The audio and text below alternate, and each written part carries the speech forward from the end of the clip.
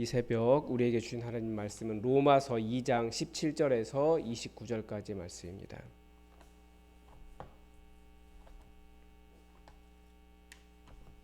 로마서 2장 17절에서 29절까지의 말씀입니다.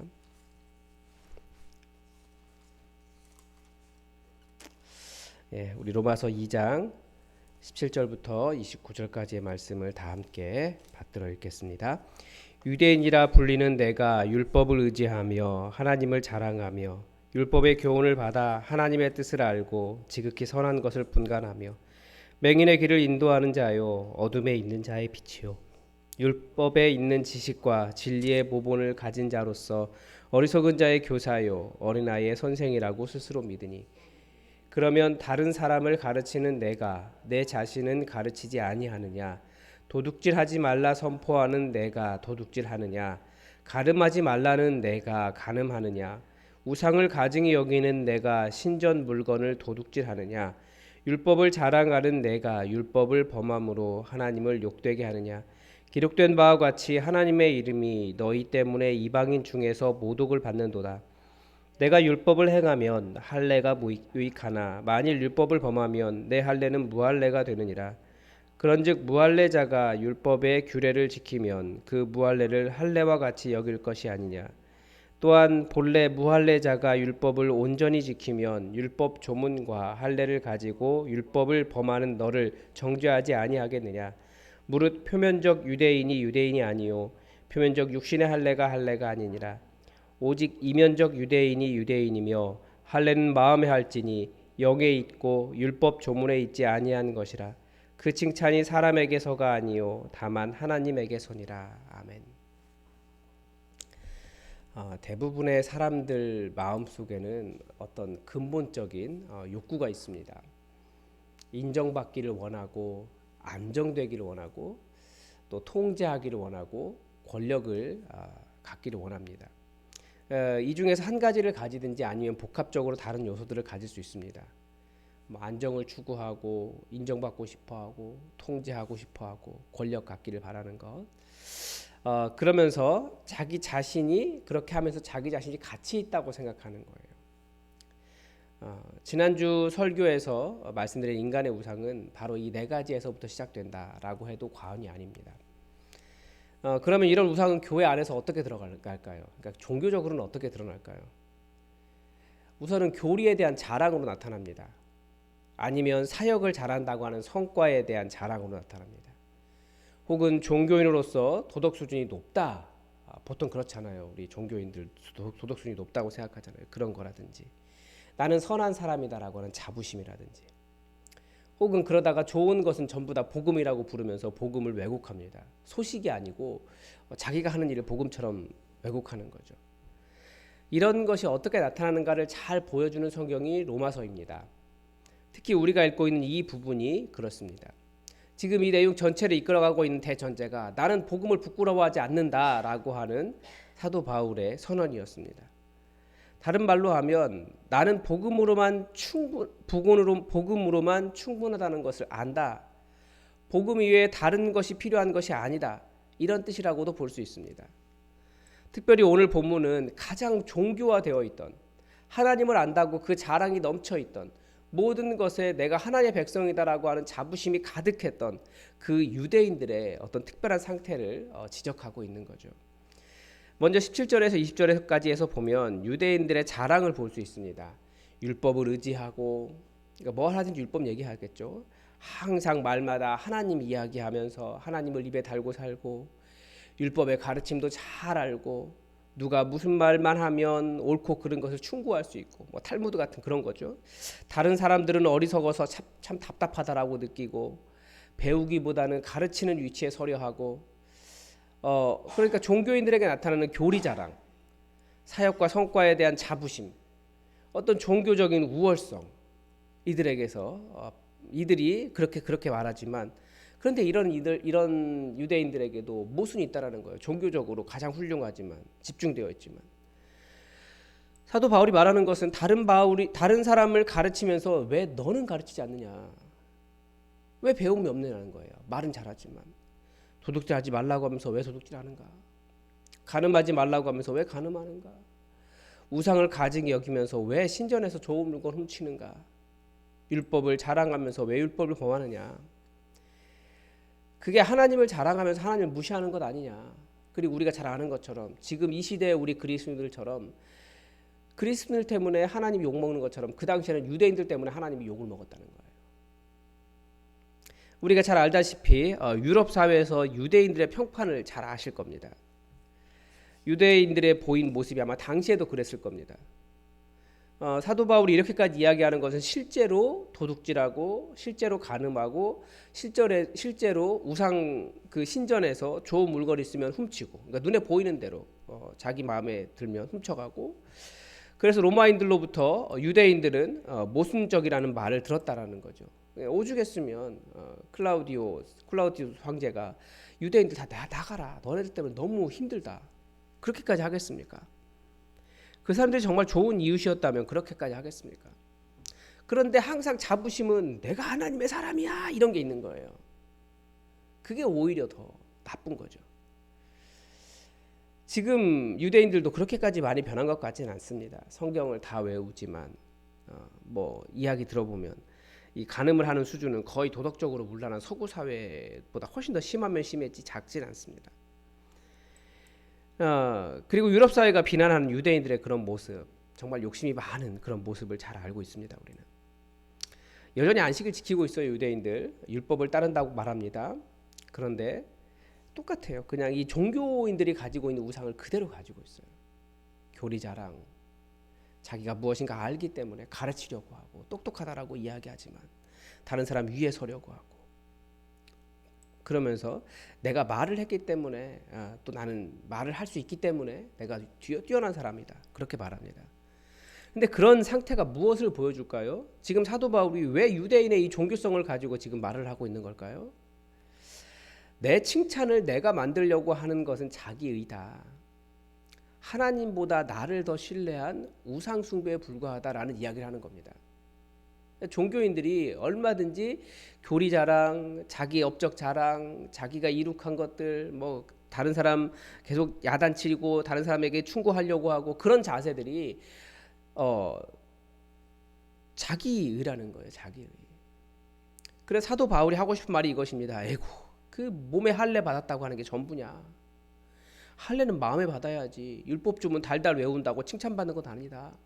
자기가 칭찬받을 것을 말하면, 혹은 사람들 앞에서 칭찬받아야겠다라고 자기를 자꾸 그렇게 높이면 그 자랑은 너 스스로 하는 거지 하나님으로부터 받을 칭찬은 없는 거야 라는 이야기를 하는 겁니다.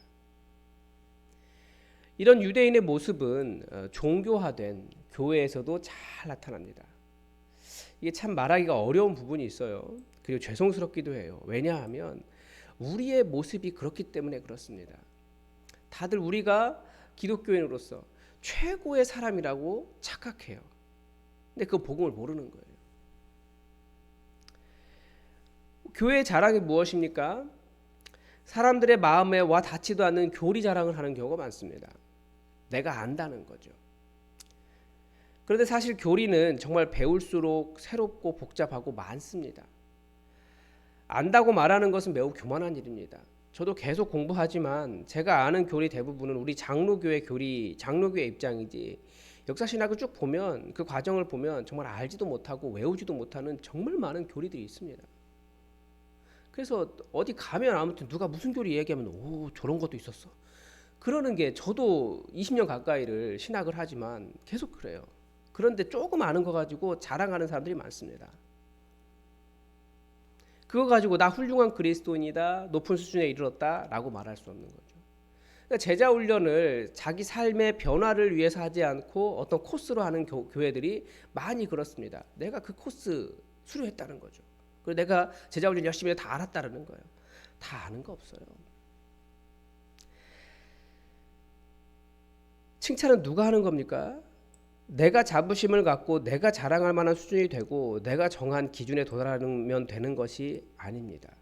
29절에서 말씀하시는 것처럼 칭찬이 사람에게서가 아니라 다만 하나님에게서입니다.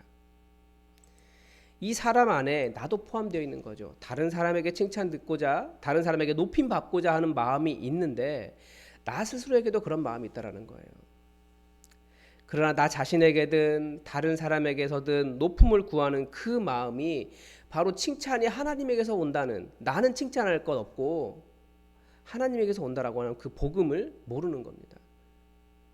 그러니까 예수님께서 십자가에 죽으셔야 했던 그 이유 자체를 모르는 거예요. 그러니까 복음으로 돌아가면 우리를 위해서 십자가에서 죽으신 예수님 앞에서 우리가 자랑할 것이 있습니까? 우리가 자랑할 것이 있었다면 예수님께서 십자가에서 죽으실 필요가 없었습니다. 그냥 그 자랑할 만한 자부심, 자랑, 업적 가지고 저 이렇게 잘했으니까 구원해 주세요. 저 이렇게 많이 하니까 저 구원해 주세요. 그렇게 말하면 됩니다. 그러나 하나님 앞에서 죄인이 아닌 사람이 아무도 없습니다.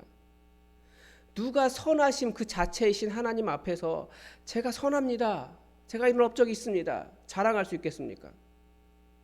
또 우리가 선하다고 하는 자랑이 무엇인가 있다면 그것도 우리 시대의 집단적 사고의 산물일 뿐이지 절대적인 게 아니에요. 예를 들면 1700년대의 조선시대에서 지금과 같은 남녀평등을 외칠 수 있었겠습니까? 그 당시의 선은 계급이었어요. 계급. 지금의 그 시대, 지금의 시대와 같은 인권을 이야기할 수 있었을까요? 그때는 여자가 남자의 지시를 받는 시대였고 이름도 없는 여자들도 있었습니다. 양방, 평민, 종이라고 하는 신분이 당연스럽게 받아들여지는 시대였습니다.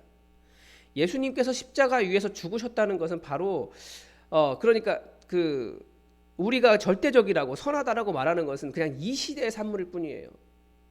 100년 전에 길선주 목사님 막 이렇게 가르치신 그 내용들 보면 지금 이렇게 보면 약간 이단스럽 비슷해요. 100년밖에 되지 않았는데도. 그러니까 지금 우리가 옳다라고 말하는 게 옳다라고 말할 수 없어요. 내가 선하다고 말한다는 게 선하다고 말할 수 없어요.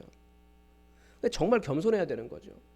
그러니까 예수님께서 십자가에서 죽으셨다라고 하는 것은 바로 우리가 예수님이 죽어야 할 수준의 죄인이지 자랑할 만한 것이 의로움이 하나도 없다는 것이에요.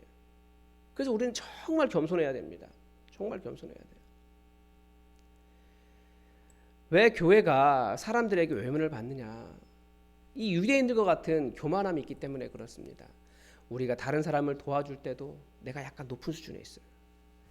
우리가 지금 꽤 오랜 동안 세상을 변혁시켜야 된다라고 하는 것이 교회의 어떤 기조였습니다. 세상을 변혁시킨다? 그 변혁이라는 말이 우리의 시각으로 변혁시키겠다라고 하는 약간 좀 교만함이 있습니다. 예수님은 우리의 시각이 아니고 좋은 이웃이다라고 말씀하셨거든요. 그러니까 자꾸 높아요. 그러니까 이제 마음에 들지 않으면 내가 보기에 틀렸다, 아니면 우리와 다르다 그러면 이제 가서 부수기도 하고 강요하기도 하고. 최근에 그런 일도 있잖아요. 어떤 분이 그 대로의 한가운데 서가지고 그거 있잖아요. 예수천당 불신지옥. 이거 외쳐가지고 도로가 다 막혔어요. 경찰이 끌어낼 때까지 누구도 그를 끌어내지 못했어요. 우월감이 있는 거예요.